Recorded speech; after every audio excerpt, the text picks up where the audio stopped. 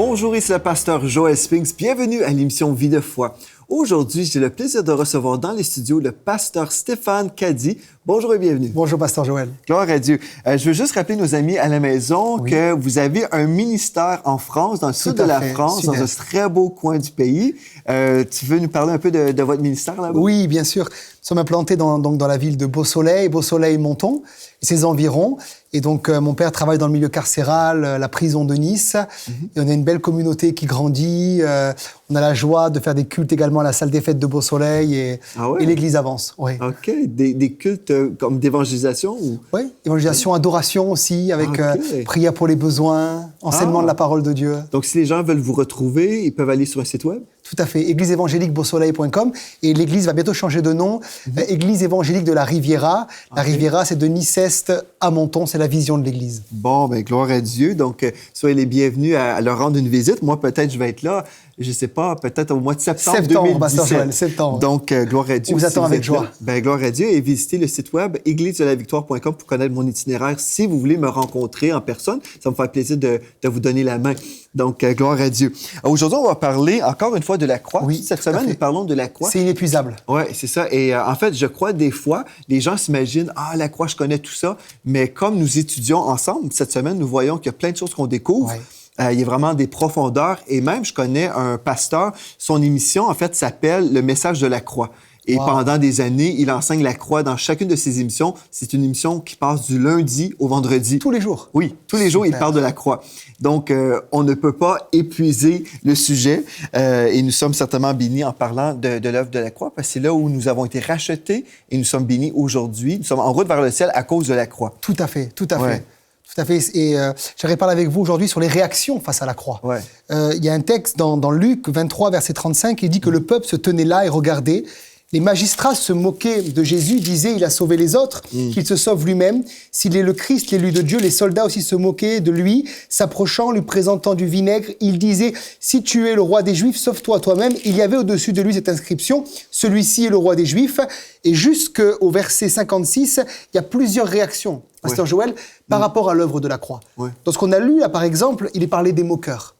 Il est dit qu'au verset 35, que plusieurs se moquaient, les magistrats se moquaient. Les soldats se moquaient aussi de Jésus. Et je crois que ça ressemble à notre génération qui, lorsqu'on leur dépeint l'œuvre de la croix, au lieu de se réjouir du cadeau de Dieu, vont se moquer de l'œuvre de la croix. En fait, je crois que les gens se moquaient à l'époque, et puis je pense que toutes les saisons, toutes les générations plutôt, se moquent, parce que la chair s'oppose à la croix. Moi, je me souviens, quand j'ai commencé à fréquenter l'école, j'ai découvert très rapidement que le fait d'être chrétien, ce n'était pas célébré par tous. J'arrivais à l'école et là, les enfants se prosternaient devant moi, se moquant, disant « Alléluia, Alléluia ».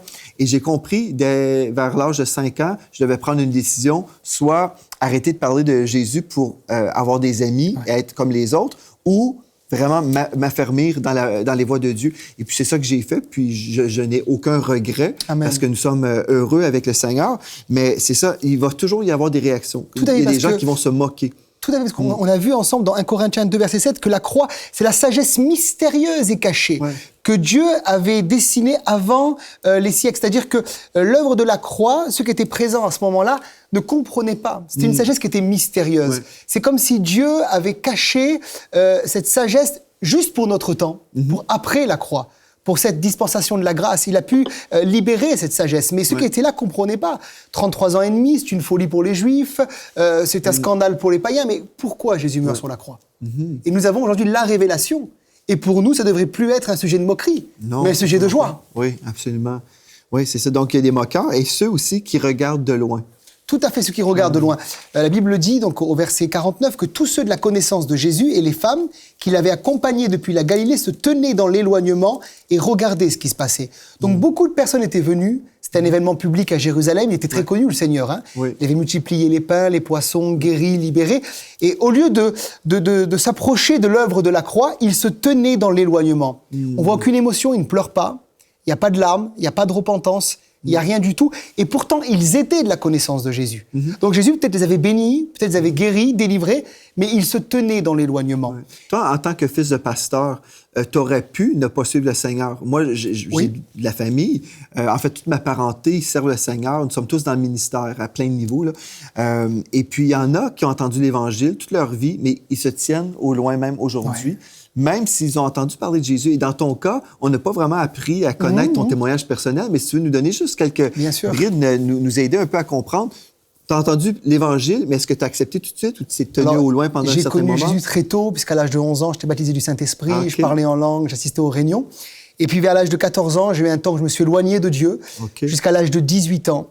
Et à l'âge de 18 ans, suite à une crise plutôt identitaire, pourquoi je suis là, qu'est-ce que je fais, je me suis approché de la croix.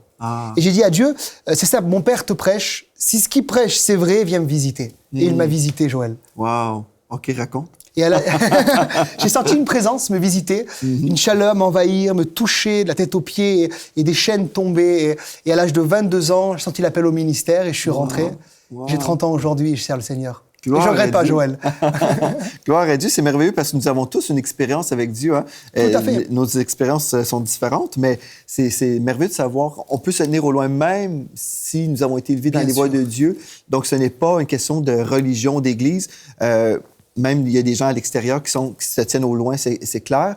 Mais des fois, on est là, on s'imagine parce qu'on est fils de pasteur, bien forcément, on est dans les voies de Dieu. On n'est pas pastorisé, forcément. Non, c'est ça que je dis des fois. Et nous, les pasteurs, on pastorise les gens aussi des fois.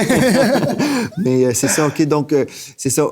Dieu nous appelle à être proche de son cœur, n'est-ce pas? Et ne pas être comme ceux qui se tenaient au loin. Parce qu'en fait, notre Dieu veut des bonnes choses pour nous.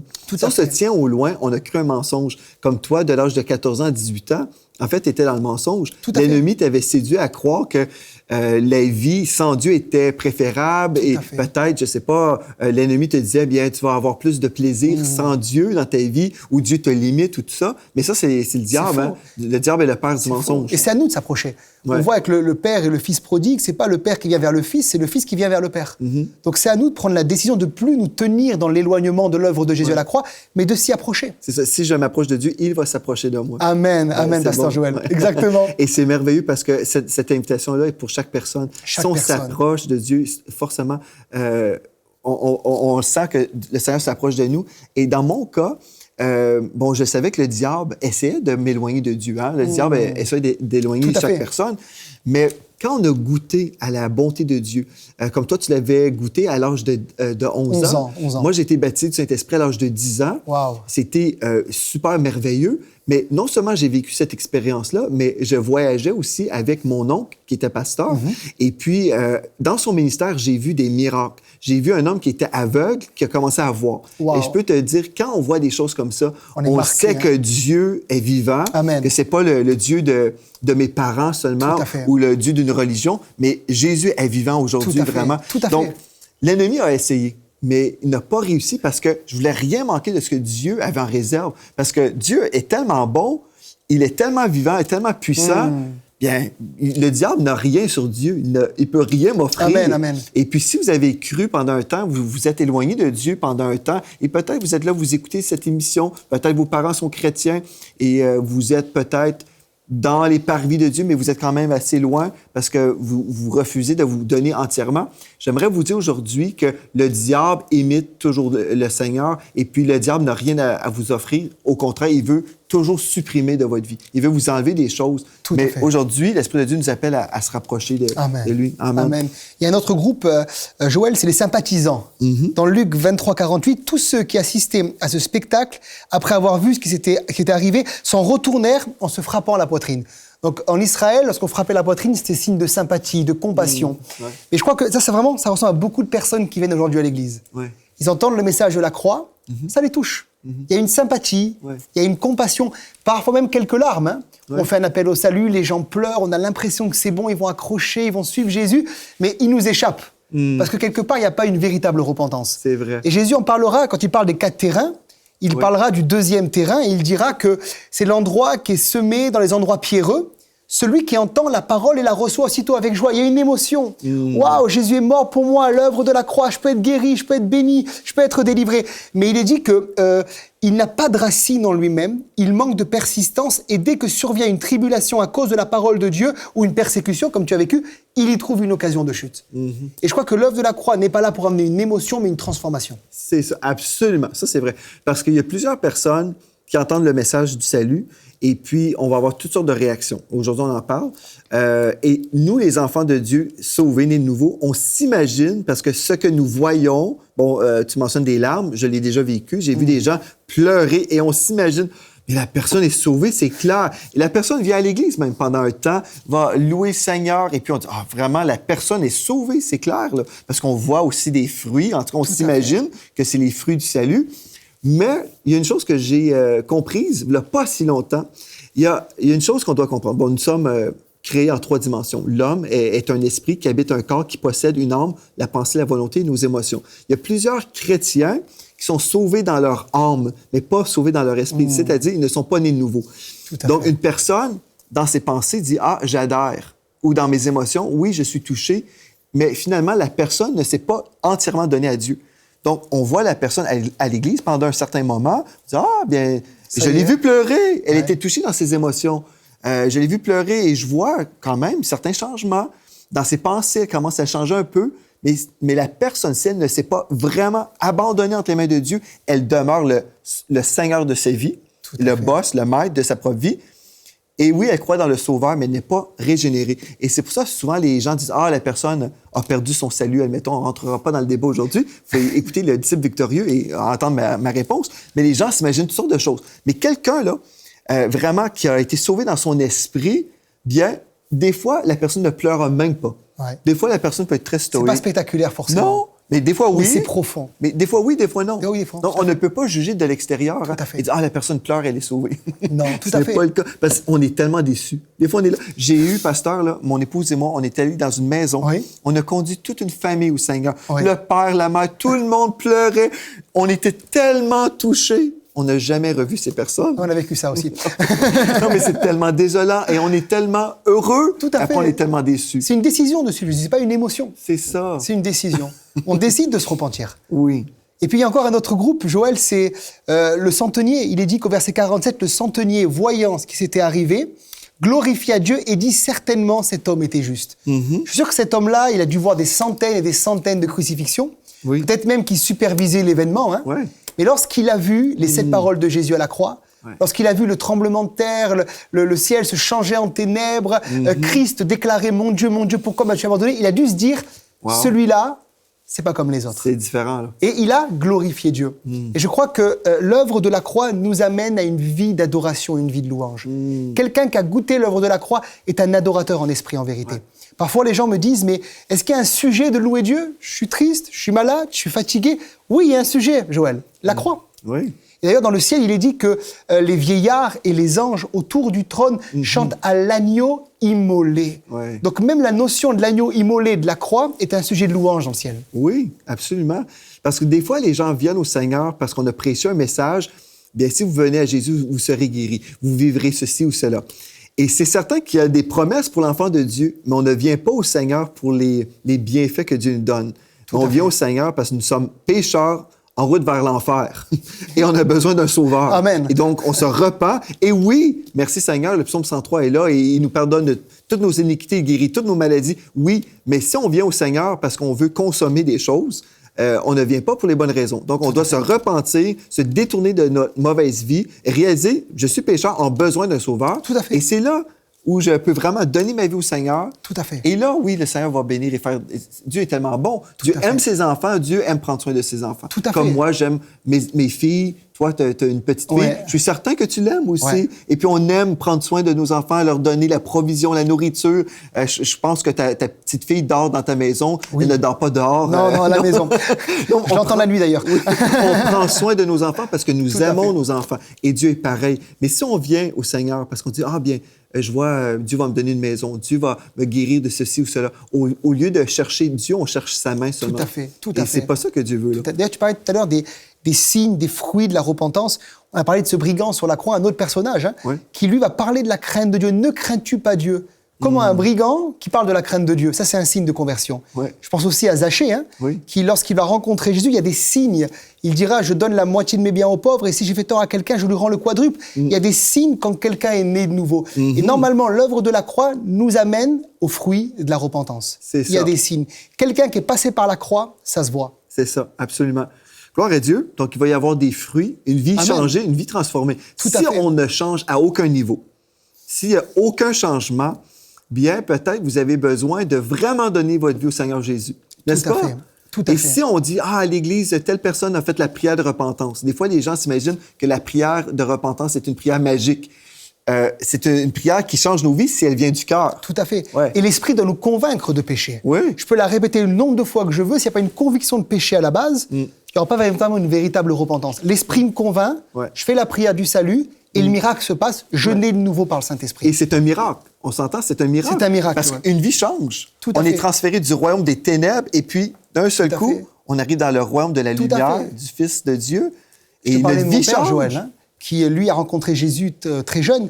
Il a été en prison plusieurs fois, 8 fois en prison. Ton père? Mon papa, il a connu des temps très difficiles. Il était maltraité, sa mère était prostituée, son père alcoolique. Et ma mère me disait, mais ton père était affreux, horrible, tatoué sur le visage, ni Dieu ni maître sur la main, etc.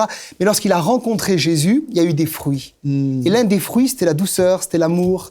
C'était l'envie de chercher Dieu. Il y a quelque chose qui s'est passé. Et lorsqu'il a rencontré Jésus, justement, il a dit à Dieu, mais si vraiment tu existes, révèle-toi à moi. Et il a eu une vision de la croix. Il a vu Jésus sur la croix, il a vu des gouttes de sang qui tombaient sur lui. Et l'Esprit de Dieu lui a dit, chaque goutte de sang qui tombe, Christian, c'est pour pardonner tes péchés. Il y a plus de 40 ans qu'il est dans le ministère. Il y a eu des fruits qui attestent qu'il est passé par l'œuvre de la croix. C'est merveilleux. Donc, il y a de l'espoir pour tous. Pour tous, alléluia. Amen. C'est bon, hein? Pour tous. C'est bon. J'aime ça, voir des vies transformées.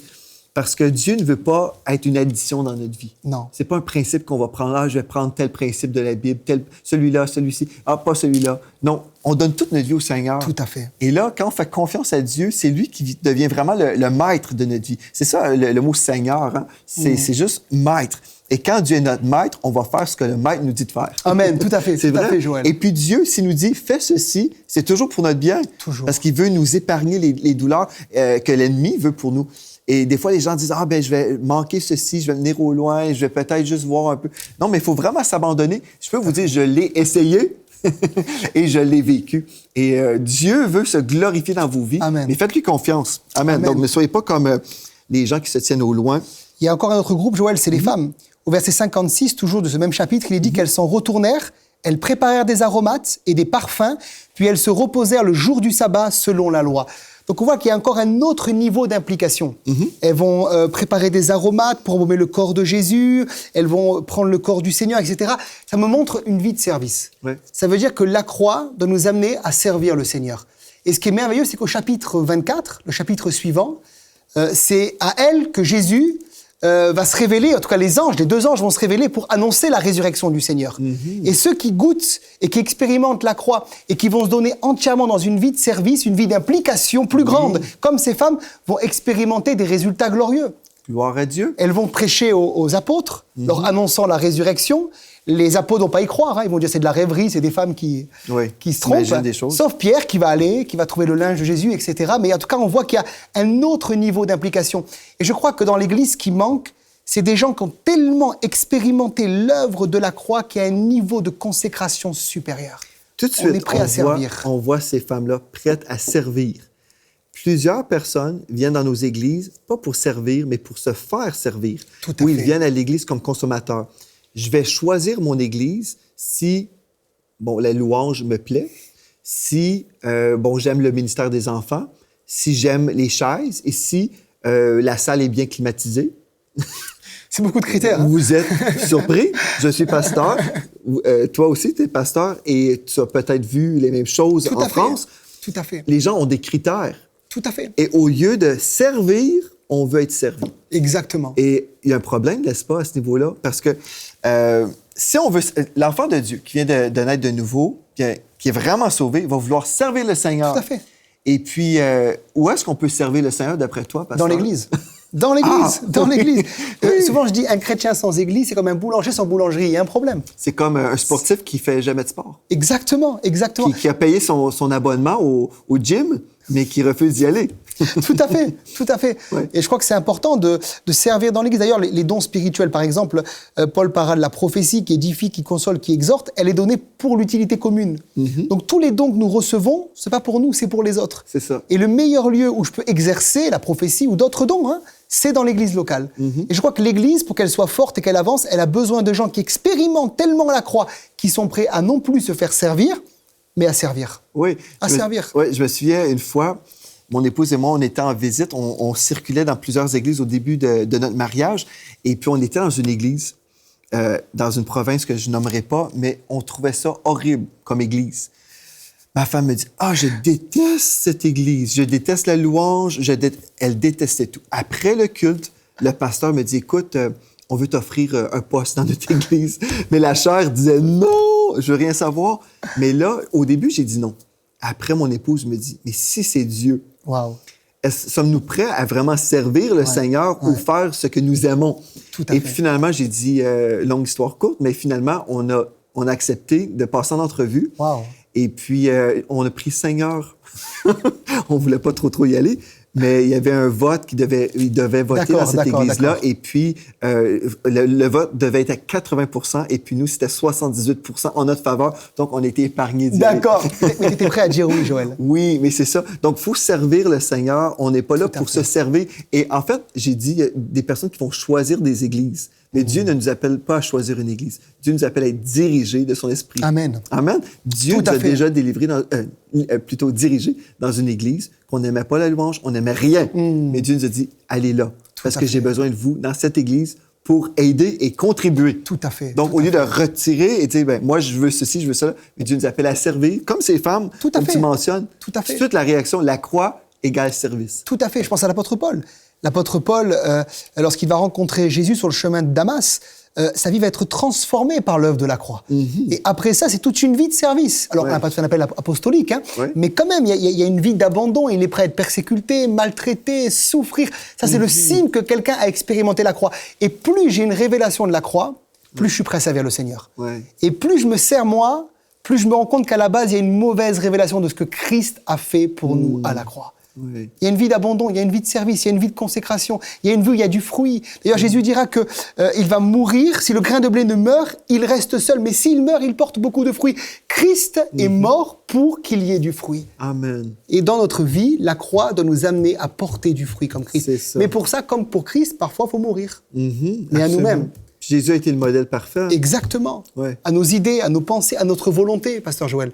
Et se mettre constamment au service du Maître. Amen. C'est ça que Jésus a fait. Je suis certain que c'était pas par désir personnel qu'il est allé sur la croix. Non, tout à fait, tout à fait. Et je le redis encore une fois, c'est que Jésus, si les Romains ne l'avaient pas arrêté, les Juifs de l'époque, il serait encore vivant en 2017. Il était sans péché. C'est vrai. Il était immortel. Il a donné sa vie volontairement pour nous. D'ailleurs, il y a un passage dans Jardin de Gethsémanée où il est dit que lorsqu'ils viennent pour l'arrêter, il dira juste « c'est moi ». Ils reculèrent et ils tombèrent par terre. Il y avait tellement une gloire sur lui, une présence sur lui qu'on ne pouvait pas l'arrêter. Donc c'est lui qui s'est livré par amour pour nous. Wow, c'est glorieux, hein? C'est glorieux, Pasteur Joël. On devrait livrer notre vie au Seigneur, même si nous sommes enfants de Dieu. Peut-être aujourd'hui, on a mentionné des choses et vous réalisez que vous êtes un consommateur d'Église. Mais peut-être Dieu a besoin de vous consommer.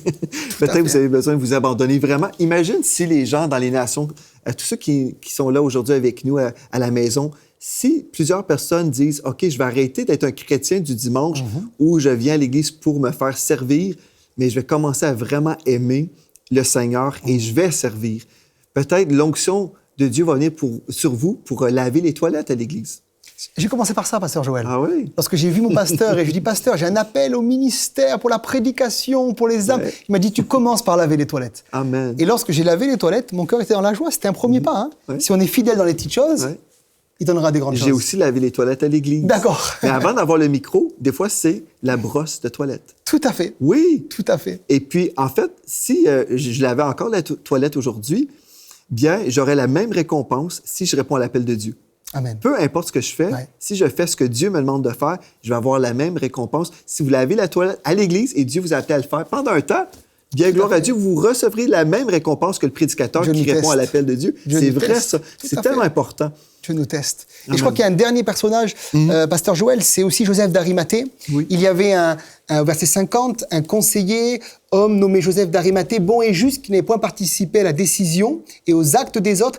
Il était d'Arimathée, ville des Juifs, et il attendait le royaume de Dieu. Et là, on voit encore un autre niveau d'implication, puisque lui, il va descendre le corps de Jésus et le mettre dans le tombeau d'un riche, sûrement son tombeau à lui. Ouais. Et là, il accomplit une parole prophétique d'Ésaïe 53, au verset 9, où il est dit « On a mis son sépulcre parmi les méchants, son tombeau avec le riche ». Donc on voit qu'il y a un niveau d'implication même dans le domaine matériel. Et je crois que la croix nous amène à tout donner, même dans le domaine matériel et financier. Il n'a pas dit « Waouh, c'est mon tombeau, il est préparé ». Et c'était un merveilleux tombeau. On peut le voir à Jérusalem, au Garden Tomb. C'est quelque chose de merveilleux dans le jardin de la tombe. Mais il a donné son tombeau à Jésus. Donc, il va y avoir tout de suite, si on accepte le Seigneur, nous croyons vraiment dans l'œuvre de la croix. Tout à fait. Nous allons même être touchés, même dans notre portefeuille. Tout à fait. D'ailleurs, on dit souvent, certains chrétiens, on les a baptisés, on a enlevé le portefeuille avant. Non, on baptise le portefeuille avec. Hein. Nos finances sont pour le Seigneur aussi, Pasteur Joël. C'est ça. Mais en fait, quand on parle d'argent, il y a certaines personnes qui trouvent que c'est un tabou. Pour moi, là, c'est pas du tout. Parce qu'en fait, on parle d'argent partout dans la Bible. C'est très clair. Si on lit la parole. Avec équilibre, mais on en parle. Ouais. Moi, je me souviens, quand j'ai commencé mon école biblique, le Seigneur m'a dit, mais donne-moi ta dîme. Et j'ai commencé à donner mes 10% au Seigneur. Et puis, suite à cela, quelqu'un est venu, m'a dit, Pasteur Stéphane, j'ai une enveloppe pour toi. Et j'ai ouvert l'enveloppe, il y avait le montant de mon école biblique. Ah, gloire à Dieu. J'ai semé et j'ai récolté. C'est ça, absolument. Donc, une des choses, c'est quand on remet au Seigneur de l'argent. Certaines personnes diront, ben Dieu n'a pas besoin d'argent. C'est clair, au ciel, Dieu, tout va très bien, n'est-ce pas? Oui, alléluia. Mais sur la terre, nous travaillons dans le royaume de Dieu. Et le royaume de Dieu sur la terre a besoin d'être financé et soutenu par les fidèles, par les enfants de Dieu. Donc, quand je remets, admettons, je gagne, je sais pas, 20 $.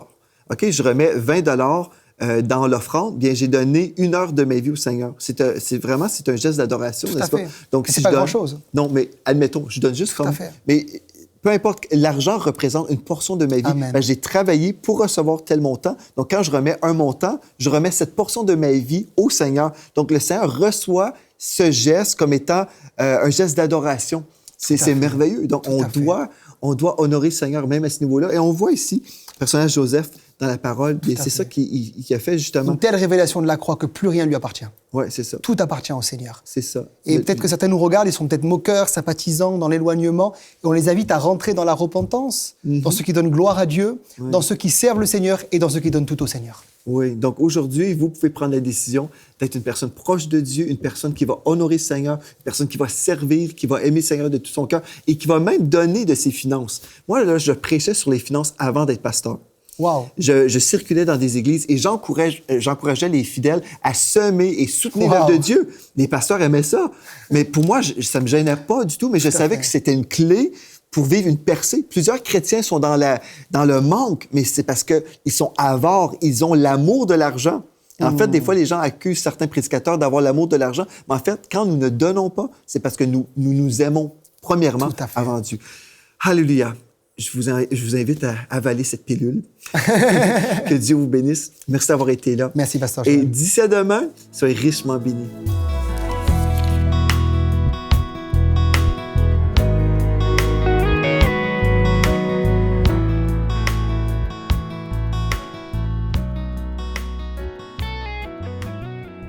Cette émission est rendue possible grâce au précieux soutien des partenaires d'Enseigne-moi Canal International.